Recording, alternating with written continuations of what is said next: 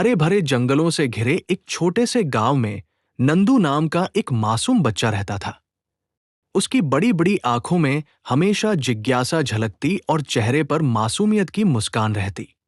नंदू बहुत गरीब परिवार से था, लेकिन उसका मन बहुत उदार और साहसी था। एक बार गांव में भयंकर सूखा पड़ा। खेतों में फसलें सूख गई, तालाब सूखने लगे और लोग भूख से परेशान हो गए। नंदू की मां दिन रात मेहनत करती, लेकिन खाने के लिए मुश्किल से 2 रोटी जुटा पाती। नंदू ये सब देखकर दुखी हो जाता। वो अक्सर सोचता, काश मैं कुछ कर पाता जिससे सबको भरपेट खाना मिल जाता। एक शाम नंदू भूख से परेशान होकर जंगल की ओर निकल पड़ा। चलते चलते वह एक पुराने पीपल के पेड़ के पास पहुंचा। वहां चारों ओर अजीब सी शांति और ठंडी हवा बह रही थी। अचानक पेड़ के नीचे एक तेज रोशनी फैली और उसमें से एक सुंदर देवी प्रकट हुई। देवी मां के चेहरे पर अपार करुणा थी। वे सुनहरी आभा से चमक रही थी। देवी ने मुस्कुराकर कहा, बेटा नंदू, तू यहां क्यों आया है? नंदू ने हाथ जोड़कर कहा, मां, मेरा गांव भूख और प्यास से तड़प रहा है। लोग दुखी हैं। मैं छोटा हूं, लेकिन उनकी मदद करना चाहता हूं। कृपया मेरी सहायता करें। देवी मां ने प्रेम से नंदू को देखा और बोली, बेटा, मदद तो मैं कर सकती हूं, लेकिन पहले मुझे यह देखना होगा कि तेरे दिल में सच्ची करुणा है या नहीं। इतना कहकर देवी मां ने उसे एक खाली मिट्टी का घड़ा दिया और कहा, इस घड़े में तू गांव के लोगों की भूख और दुख भर कर ला। नंदू हैरान हुआ। वो सोचने लगा, भूख और दुख कैसे घड़े में भर सकते हैं? लेकिन वो हार नहीं माना। वो हर घर गया। उसने लोगों से उनकी परेशानी सुनी, उनके आंसू पोंछे और दिल से उनकी पीड़ा को अपने मन में उतार कर घड़े के पास बैठा।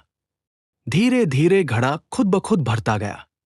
जब नंदू घड़ा भरकर देवी मां के पास लौटा, तो वो घड़ा सोने की चमक से दमक रहा था। देवी मां मुस्कुराई और बोली, बेटा, तूने सच्चे मन से सबका दुख बांटा है। यही सच्ची करुणा है। अब ये घड़ा तेरे गांव की रक्षा करेगा। उन्होंने घड़े पर हाथ रखा। तभी वह चमत्कारी घड़ा बन गया। उसमें से दूध, फल, अनाज और पानी निकलने लगे। नंदू घड़ा लेकर गांव लौटा।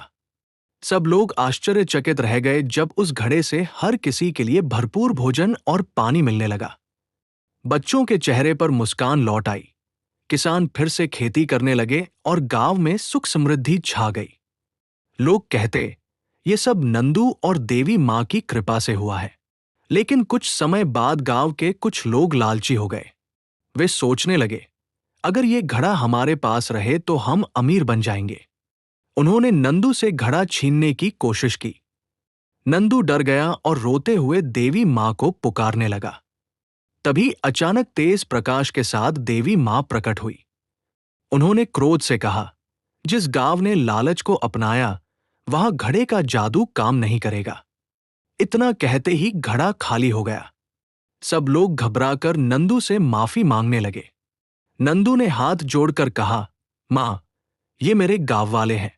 इन्होंने गलती की है, लेकिन ये सुधर जाएंगे। कृपया इन्हें एक और मौका दें। देवी मां ने नंदू की करुणा देखकर फिर से आशीर्वाद दिया और बोली, घड़ा अब से तभी काम करेगा जब गांव वाले एक दूसरे के साथ बांट कर खाएंगे और आपस में प्रेम रखेंगे। उस दिन के बाद गांव वालों ने लालच छोड़ दिया और एकजुट होकर रहने लगे।